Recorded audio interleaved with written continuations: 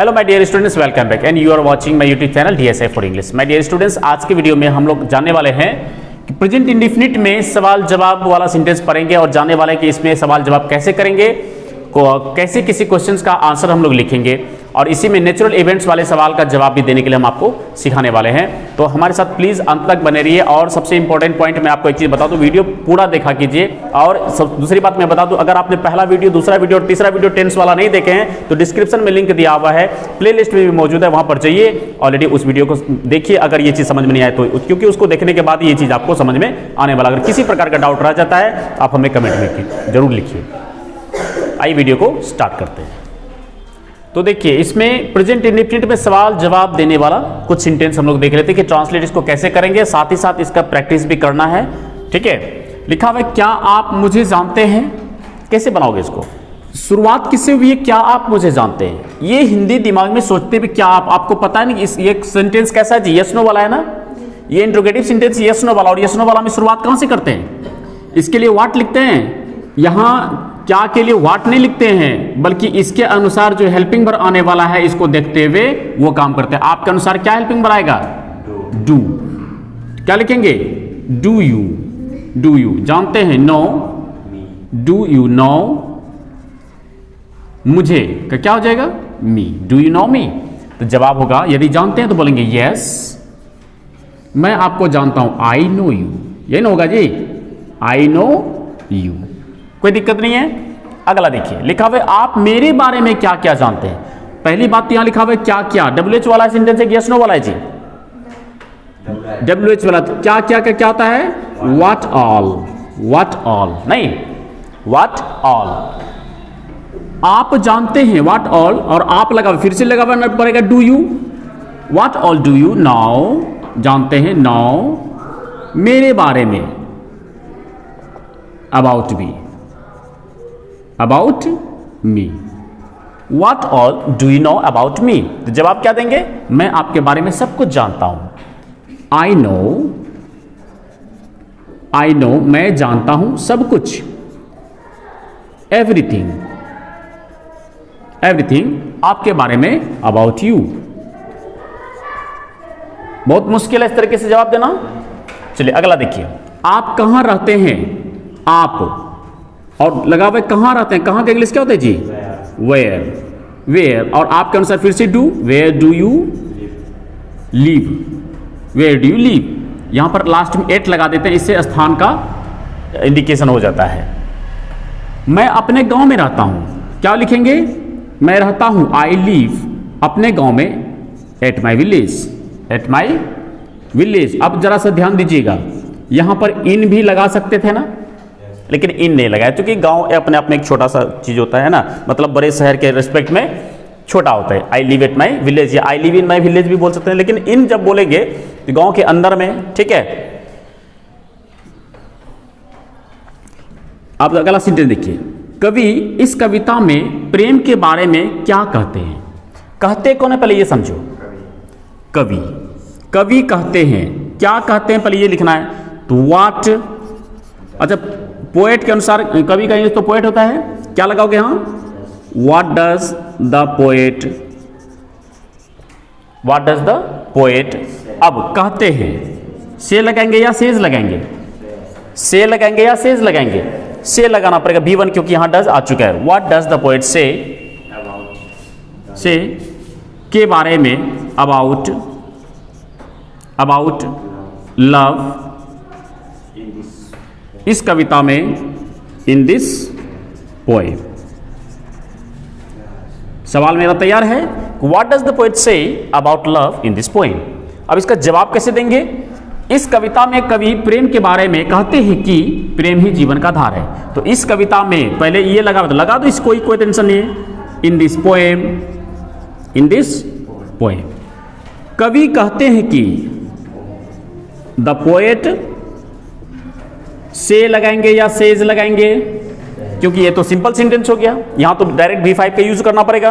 The poet says, किसके बारे में जी? अबाउट,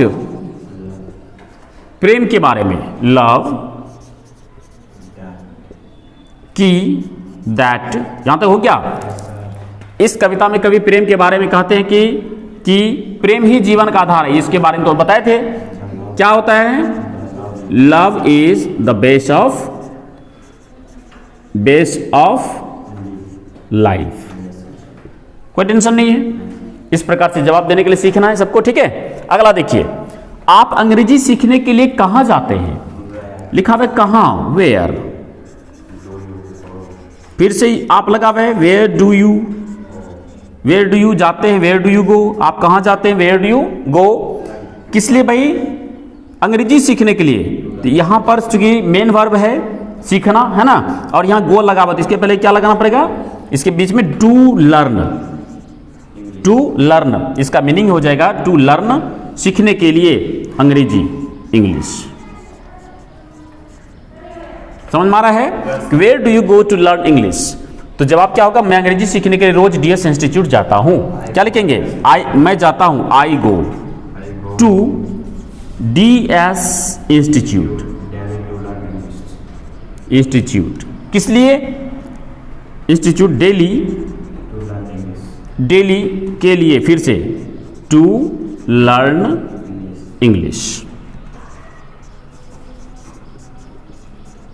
कोई कंफ्यूजन नहीं, इस तरह से कर सकते हैं आराम से। अगला देखिए, क्या अंग्रेजी सीखना आसान है? अब देखो, अंग्रेजी सीखना, यहां देखिए अंग्रेजी सीखना ये हमारे लिए किसका? जीरंड का काम करेगा, नहीं जी। और यहां पर क्या लगा हुआ है? क्या।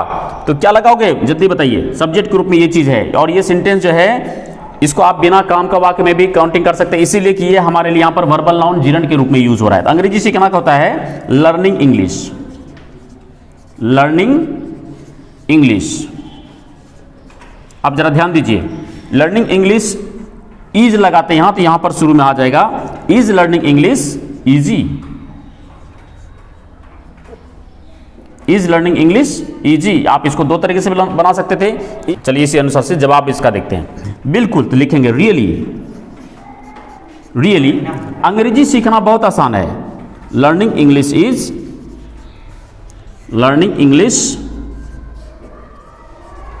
Is very easy. ठीक है, इस प्रकार से जवाब सबको बनाने के लिए सीख जाएंगे, यस जवाब भी देने के लिए सीख जाएंगे। इसको एक बार प्रैक्टिस कीजिए, जरा ध्यान दीजिए मेरे साथ। डू यू नो मी? अगर जानते तो यस आई नो, अगर नहीं जानते तो आई डोंट नो यू। ठीक है, फिर what all do you know about me? आप मेरे बारे में क्या जानते हैं? I know everything about you. Where do you live at? I live at my village. What does the poet say about love in this poem? In this poem, the poet says about love that love is the base of life. ठीक है, अगला, where do you go to learn English? I go to DS Institute daily to learn English. ठीक है, अगला, is learning English easy? Really, learning English is very easy. तो इस प्रकार से आप इसको बोलने का भी प्रयास करेंगे। ठीक, कोई दिक्कत? समझ में आ रहा है सबको? तो आई थिंक इस तरीके से सारे स्टूडेंट आसानी से सीख सकते हैं, नहीं? और इसी प्रकार से घर में प्रयास करना चाहिए।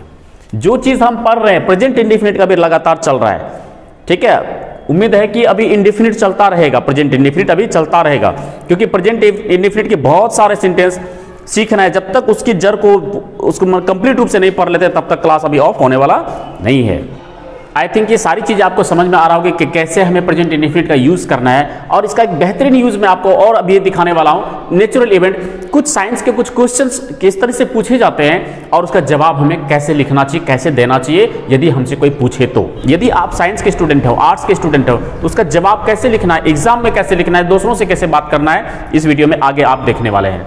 तो हमारे साथ अभी बने रहिए, अभी जाना नहीं है कहीं, नहीं कि इंग्लिश पढ़ने वाले हैं इंग्लिश ही नहीं, लेकिन कुछ साइंस के क्वेश्चन को मैंने लिया है। साइंस के क्वेश्चन को लिया है इसी लेकर के कि ये साइंस का जो क्वेश्चन होते हैं ना, कि साइंस के जो सवाल साइंस से रिलेटेड है, हमने इसको नेचुरल इवेंट के रूप में डाला हुआ है। ठीक है, क्योंकि इस चीज़ से हम दूर भी नहीं हो सकते हैं और इस पर हमारा कंट्रोल भी नहीं रहता है। जैसे आइए कुछ सेंटेंस को देखते हैं। लिखें, सूरज किस दिशा में उगता है? सूरज किस दिशा में उगता है? तो जवाब हिंदी में क्या देते हैं? सूरज पूरब में उगता है। क्या गाय हमें दूध देती है? तो गाय हमें दूध देती है। जवाब हाँ या ना में दे सकते थे, नहीं। तो अच्छा, गाय दूध देती है तो उस पर आपका क्या कंट्रोल है? अगला देखिए, पृथ्वी सूर्य के चारों ओर क्यों घूमती है? नहीं, तो चूंकि सूर्य पृथ्वी पर सेंट्रीपिटल फोर्स लगाती है तथा सेंट्रीफ्यूगल फोर्स पृथ्वी को बाहर की ओर खींचती है, इसी कारण पृथ्वी सूर्य के चारों ओर घूमती है। ठीक है। अब दूसरा है, जंगल से हम क्या क्या प्राप्त करते हैं? तो हम जंगल से कई चीजें प्राप्त करते हैं, जैसे लकड़ी, दवाइयाँ, जलावन इत्यादि। इसके अलावा और भी बहुत सारी चीजें हैं। नहीं, अब सवाल ये होता है कि इस तरीके का सेंटेंस अगर सवाल के रूप में किसी से पूछना हो या कोई अगर हमसे सवाल पूछता है तो हम उसका जवाब कैसे देंगे? नहीं, और ये सारे सेंटेंस जितना भी दिख रहा है और सबके सब प्रेजेंट इंडेफिनिट से रिलेटेड है। बात समझ में आ रही है? सेंटेंस को आप देखेंगे और चूंकि पहचानने का तो नियम तो सबको पता है जी, ता है, ती है, ती है, ते है, यही लगा रहता है। जवाब में भी देखो उसी प्रकार का है, ता है, ती है, ती है, ते है ना लगा हुआ। यानी जिस रूप का सवाल है जवाब भी उसी रूप का है। नहीं, तो इसको इंग्लिश में हम कैसे जवाब देंगे वो सीखना। चले देखते हैं। लिखा है, सूरज किस दिशा में उगता है? अच्छा, एक चीज बताइए, आप लोगों को पता नहीं interrogative sentence yes no and WH वाला होता है। यस नो वाला में तो हाँ या ना से काम चला देते हैं। ठीक है, जैसे कोई पूछता है कि डू यू टेक टी, तो बोल देते थे क्या? Yes I take tea. नहीं लेते तो बोले sorry I don't take tea. नहीं, लेकिन इसमें यस और नो से काम नहीं चलेगा, इसमें जवाब देना पड़ेगा। इसलिए बारीकी से जरा समझिए, सूरज किस दिशा में उगता है। देखिए, इस तरीके का सेंटेंस अगर आप बनाने के लिए सीख जाते हैं तो आपको एग्जाम में आंसर लिखने में भी मजा आएगा, चाहे वो आर्ट्स का स्टूडेंट हो, साइंस का स्टूडेंट हो, कॉमर्स का स्टूडेंट हो। क्यों? देखिए, सूरज किस दिशा में उगता है। सवाल कहां से है जी? सवाल मेन है किस दिशा में। तो इसका इंग्लिश क्या होता है सबको पता है? In which direction. In which direction. चूंकि ये तो सवाल इंट्रोगेटिव है। अब देखिए यहां क्या लगा हुआ है? सूरज उगता है। सूरज थर्ड पर्सन में जाता है ना, तो सूरज के लिए क्या लिखोगे? डज, क्योंकि WH के बाद में हमें हेल्पिंग वर्ब लगाना पड़ता है। डज द सन राइज लिखेंगे या राइजेज लिखेंगे? राइज, और साथ में प्रश्नवाचक यानी इंट्रोगेटिव साइन लगा देंगे। कोई दिक्कत है? इसका जवाब देखो, सूरज पूरब में उगता है। The sun rises in the east. कोई दिक्कत? सबको समझ में आ रहा है? अगर कोई सवाल पूछेगा in which direction does the sun rise, तो जवाब देंगे the sun rises in the east. कोई दिक्कत नहीं। अगला देखिए, क्या गाय हमें दूध देती है? अब देखो क्या से लगा हुआ है सेंटेंस, यस नो वाला है ना। इसमें क्या करोगे? गाय कौन सा पर्सन होता है जी? थर्ड पर्सन होता है, बिल्कुल सही। तो गाय के अनुसार क्या लगाओगे यहां पर? Does. Does the cow give us milk. पक्का? लेकिन बनाया कैसे तो पता ही नहीं चला। देखिए, क्या के लिए हम लोग व्हाट का प्रयोग नहीं करते हैं, कल की वीडियो में बताए थे। डज, अब सब्जेक्ट रखते हैं, नहीं देती है, देती है यहां से शुरू करते हैं पीछे से। गिव, गिव हमें दूध। देखो दो ऑब्जेक्ट लगा हुआ है, हमें और दूध। नहीं, इससे पहले भी हम कई बार समझा चुके हैं, जब दो ऑब्जेक्ट एक साथ आ जाए उसमें यह देखना है कि हमारे लिए सबसे पहले जिंदा ऑब्जेक्ट कौन सा है। नहीं, जिंदा ऑब्जेक्ट कौन सा है, तो उस चीज का हमेशा ध्यान रखना है। गिव्स अस लगा दिए जिंदा ऑब्जेक्ट, और उसके बाद लगा दिए निर्जीव चीजें, नहीं मिल्क। कोई दिक्कत नहीं। तो सवाल था does the cow gives us milk, तो क्या लिखेंगे? गाय हमें दूध देती है। हाँ में जवाब दे सकते हैं, तो चलो यहां लगा देते हैं हाँ, बोलेंगे यस द काउ देती है। गिव, अब यहां गिव लगाएंगे या गिव्स लगाएंगे जी? गिव्स लगाना पड़ेगा, क्योंकि ये सेंटेंस सिंपल है ना, अफर्मेटिव सेंटेंस है, क्योंकि इसके साथ में V5 लेता है, ये थर्ड पर्सन है ना। The cow gives us milk. समझ में आ रहा है सबको? बहुत मुश्किल है इस तरीके से। अब समझिए कि अगर कोई सवाल आपसे पूछे does the cow give us milk, तो जवाब कैसे देंगे? Yes the cow gives us milk.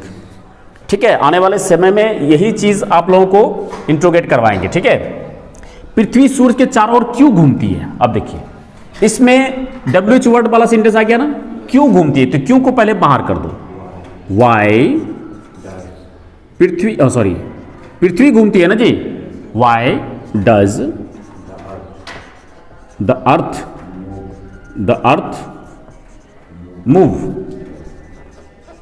Move भी दे सकते हैं, रिवॉल्व भी दे सकते हैं। रिवॉल्व भी दे सकते हैं। द अर्थ या मूव, कहां घूमती है? पृथ्वी घूमती है। द अर्थ मूव, पृथ्वी घूमती है। वाई डज इसलिए लगा कि क्यों घूमती है, ऐसा लगा हुआ है। Y does the earth move या रिवॉल्व, सूर्य के चारों ओर, ये एक्स्ट्रा चीज इसमें आया है। नहीं, चारों ओर का क्या होता है? Around the sun. अब यहां से इंट्रोगेटिव साइन लगा देंगे। Why does the earth move around the sun, कोई दिक्कत? चारों ओर लिखा हुआ है। अब जवाब भी देखिए, बहुत सुंदर जवाब भी है। चूंकि सूर्य पृथ्वी पर सेंट्रीपिटल फोर्स लगाती है, देखिए फोर्स जब कोई लगाता है तो उसको बोलते हैं अप्लाई। क्या बोलते हैं? अप्लाई। तो चूंकि के लिए यूज करते हैं सिंस सूर्य पृथ्वी पर सेंट्रीपिटल फोर्स लगाती है। फोर्स लगाती कौन है? सूर्य लगाती है। कौन लगा रही है? सूर्य। तो लिखेंगे द सन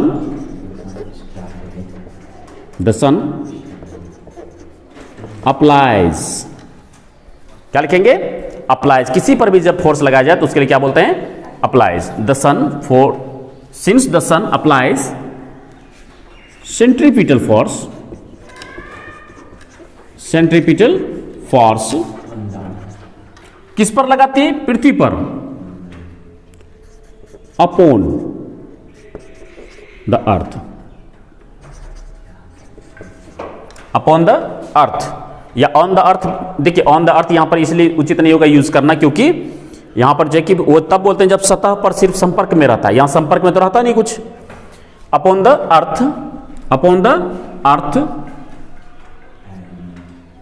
एंड, तथा लिखा हुआ है एंड। अब अगला देखिए, सेंट्रीफ्यूगल फोर्स पृथ्वी को बाहर की ओर खींचती। अब खींचती कौन है? खींचती है सेंट्रीफ्यूगल फोर्स, तो लिखेंगे centrifugal force and centrifugal force. खींचना का होता है pull. Centrifugal force pull the earth outward का मतलब ये हो जाता है बाहर की ओर। ठीक है, the earth and the centrifugal force pull the earth outward. इसी कारण लिखेंगे दैट्स वाई पृथ्वी सूर्य के चारों ओर घूमती है। That's why the earth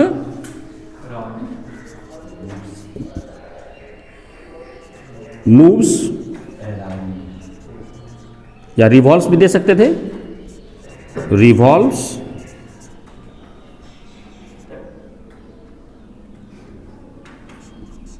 the sun.